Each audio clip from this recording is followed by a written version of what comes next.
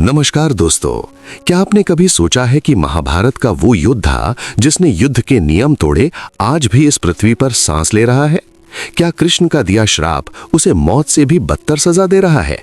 क्या जंगलों की गहराई में, प्राचीन मंदिरों की छाया में कभी-कभी दिखने वाला वो रहस्यमयी साया अश्वत्थामा ही है? अमरता, क्या ये वरदान है या अभिशाप? क्या कोई इंसान हजारों साल तक जीवित रह सकता है, घावों से भरा, पीड़ा से तड़पता हुआ, बिना किसी साथी के? क्या विज्ञान इस रहस्य को समझा सकता है या ये सिर्फ पुरानी कथा है? और सबसे बड़ा सवाल, अगर वो अभी भी जीवित है तो वो कहाँ है? क्या वो हमारे आसपास ही कहीं घूम रहा है, हमारे पापों का बोझ ढोते हुए?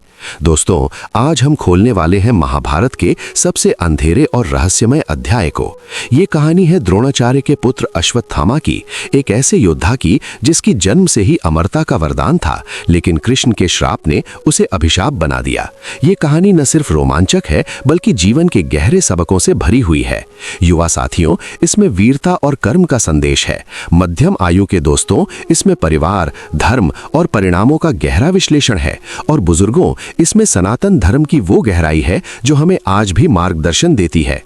तो तैयार हो जाइए, क्योंकि एक बार शुरू करने के बाद आप इस वीडियो को छोड़ना नहीं चाहेंगे। हर पल नया रहस्य, हर मोड़ नई चौंकाने वाली सच्चाई। चलिए शुरू करते हैं। सबसे पहले समझते हैं अश्वत्थामा कौन था। महाभारत के अनुसार अश्वत्थामा द्रोणाचार्य और कृपि का पुत्र था। उसका जन्म एक अद्भुत घटना के साथ हुआ था। कथा कहती है कि जब वो पैदा हुआ तो उसकी आवाज घोड़े की तरह हिनहिनाई, इसीलिए नाम पड़ा अश्वत्थामा। लेकिन उसकी सबसे बड़ी खासियत थी उसके माथे पर लगी दिव्य मणि। ये मणि उसे भूख, प्यास, बीमारी और भय से मुक्त रखती थी। ये मणि उसे शक्तिशाली बनाती थी और कुछ कथाओं में कहा जाता है कि जन्म से ही वो चिरंजीवी था, यानी अमर। हिंदू पुराणों में अश्वत्थामा को अष्ट चिरंजीवियों में से एक माना जाता है। इन चिरंजीवियों में शामिल हैं हनुमान जी, विभीषण, कृपाचार्य, परशुराम, वेदव्यास, महाबली और अश्वत्थामा। ये सभी कलयुग के अंत तक जीवित रहेंगे और कल की अवतार के समय साक्षी बनेंगे। लेकिन अश्वत्थामा की अमरता अलग थी। वो वरदान नहीं, सजा बन गई। अब चलिए वापस लौटते हैं कुरुक्षेत्र के उस महायुद्ध में। महाभारत का युद्ध 18 दिन चला। पांडव और कौरव दोनों पक्षों में लाखों योद्धा मारे गए। अश्वत्थामा कौरव पक्ष में था, अपने पिता द्रोणाचार्य के साथ। द्रोणाचार्य पांडवों के गुरु थे, लेकिन युद्ध में कौरवों का साथ दिया। युद्ध के 15वें दिन पांडवों ने एक छल किया। उन्होंने द्रोणाचार्य को धोखा दिया। युधिष्ठिर ने कहा अश्वत्थामा हतः, यानी अश्वत्थामा मर गया, लेकिन असल में उन्होंने हाथी अश्वत्थामा को मारा था। द्रोणाचार्य ने विश्वास कर लिया और शोक में हथियार डाल दिए। तभी धृष्टद्युम्न ने उन्हें मार डाला। ये सुनकर अश्वत्थामा पागल हो गया। क्रोध में उसने रात के अंधेरे में पांडव शिविर पर हमला किया। सोते हुए 5 पांडव पुत्रों, अभिमन्यु के भाइयों, द्रौपदी के 5 पुत्रों की निशस्त्र हत्या कर दी। ये युद्ध के नियमों का घोर उल्लंघन था। लेकिन कहानी यहीं नहीं रुकी। अश्वत्थामा ने पांडव वंश को हमेशा के लिए खत्म करने का फैसला किया। उसने ब्रह्मास्त्र चलाया और लक्ष्य बनाया उत्तरा के गर्भ को। उत्तरा अभिमन्यु की पत्नी थी और उसके गर्भ में परीक्षित पल रहा था, पांडवों का आखिरी वंशज। ब्रह्मास्त्र ने गर्भ को नष्ट करने की कोशिश की, लेकिन भगवान श्री कृष्ण वहां पहुंच गए। उन्होंने अपनी दिव्य शक्ति से परीक्षित की रक्षा की और उसे पुनर्जीवित कर दिया। कृष्ण क्रोध से भरे हुए थे। उन्होंने अश्वत्थामा को पकड़ लिया। अर्जुन ने उसे मारना चाहा, लेकिन कृष्ण ने रोका।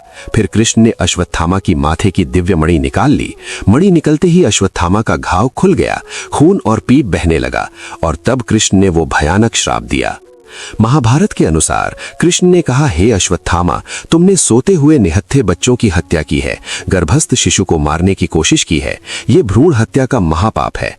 अब तुम पृथ्वी पर 3000 वर्ष तक भटकते रहोगे। तुम्हारा शरीर घावों से भरा रहेगा, बीमारियों से ग्रस्त रहेगा। खून और पीप तुम्हारे शरीर से हमेशा बहता रहेगा। कोई तुम्हारा साथी नहीं बनेगा, कोई तुमसे बात नहीं करेगा। तुम जंगलों, सूखे रेगिस्तानों में अकेले घूमते रहोगे। कोई तुम्हें आश्रय नहीं देगा, कोई प्रेम नहीं करेगा। तुम्हें मौत की राहत भी नहीं मिलेगी। तुम पृथ्वी पर घूमते रहोगे, लेकिन शांति कभी नहीं मिलेगी। ये श्राप महाभारत के अनुशासन पर्व में वर्णित है, जहां कृष्ण स्पष्ट रूप से कहते हैं कि अश्वत्थामा अकेला, रोगग्रस्त और घावों से भरा भटकेगा।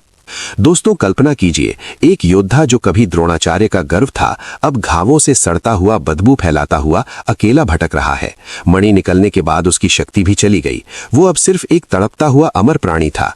श्राप के बाद अश्वत्थामा जंगलों में चला गया। व्यास जी के साथ वो वहां गायब हो गया। लेकिन कहानी यहीं खत्म नहीं होती। अब सवाल उठता है, क्या अश्वत्थामा सच में चिरंजीवी था? हाँ, पुराणों में उसे अष्ट चिरंजीवियों में गिना जाता है, लेकिन उसकी अमरता कृष्ण के श्राप से जुड़ी हुई है। दूसरे चिरंजीवी जैसे हनुमान जी भक्ति और वरदान से अमर हैं, परशुराम जी धर्म रक्षा के लिए, लेकिन अश्वत्थामा का मामला अलग है। उसकी अमरता सजा है। वो कलयुग के अंत तक जीवित रहेगा, कल की अवतार का साक्षी बनेगा। कुछ कथाओं में कहा जाता है कि श्राप 3000 वर्ष का है, लेकिन लोक परंपरा में इसे कलयुग के अंत तक माना जाता है। आज से लगभग 5000 साल पहले महाभारत हुआ माना जाता है, तो क्या वो अब भी है? ये रहस्य ही तो इस कहानी को जिंदा रखता है। चलिए अब बात करते हैं आधुनिक दावों की। दोस्तों, ये कोई फिल्मी कहानी नहीं। भारत के विभिन्न हिस्सों में लोक कथाएं और लोगों के अनुभव सुनाई देते हैं। कुछ गांव वालों का दावा है कि नर्मदा नदी के किनारे के घने जंगलों में एक अजीब सा व्यक्ति दिखता है, माथे से खून बहता हुआ, बदबू आती हुई, लेकिन कोई उसे छू नहीं पाता। मध्य प्रदेश और छत्तीसगढ़ के जंगलों में कुछ साधु सन्यासी कहते हैं कि उन्होंने उसे देखा है। बेलगावी कर्नाटक में अश्वत्थामा देवस्थान नाम का मंदिर है, जहां स्थानीय लोग दावा करते हैं कि कभी कभी रात में वो मंदिर के पास दिखता है।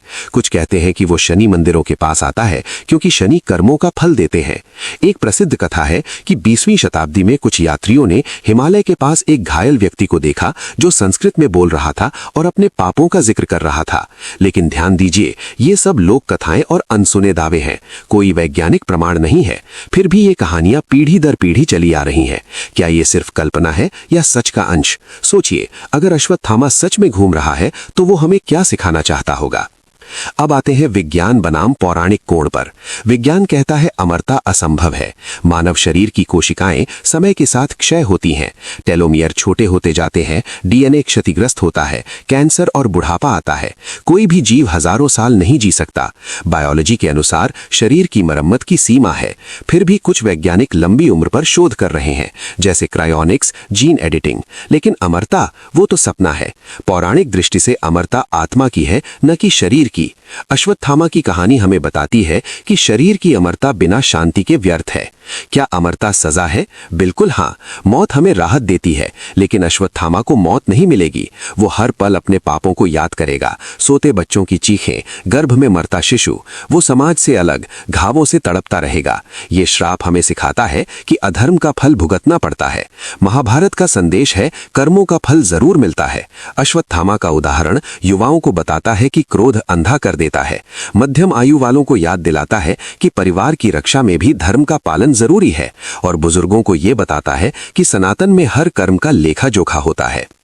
दोस्तों, अश्वत्थामा की कहानी सिर्फ एक योद्धा की नहीं, बल्कि पूरे मानव जीवन की है। कृष्ण ने उसे श्राप दिया, लेकिन वो करुणा से भरा था। उन्होंने कहा कि कलयुग के अंत में वो मुक्ति पा सकता है। ये हमें आशा देता है कि प्रायश्चित हमेशा संभव है। आज के समय में जब हम युद्ध, हिंसा और पाप देखते हैं, अश्वत्थामा हमें याद दिलाता है, हर गलती का मूल्य चुकाना पड़ता है। अब सोचिए, अगर कल आप जंगल में घूम रहे हो और कोई घायल साया दिखे, तो क्या वो अश्वत्थामा होगा या ये सिर्फ हमारी कल्पना? लेकिन एक बात पक्की है, महाभारत की ये कथा आज भी जिंदा है, क्योंकि इसमें सच्चाई है, कर्म, धर्म और फल का चक्र।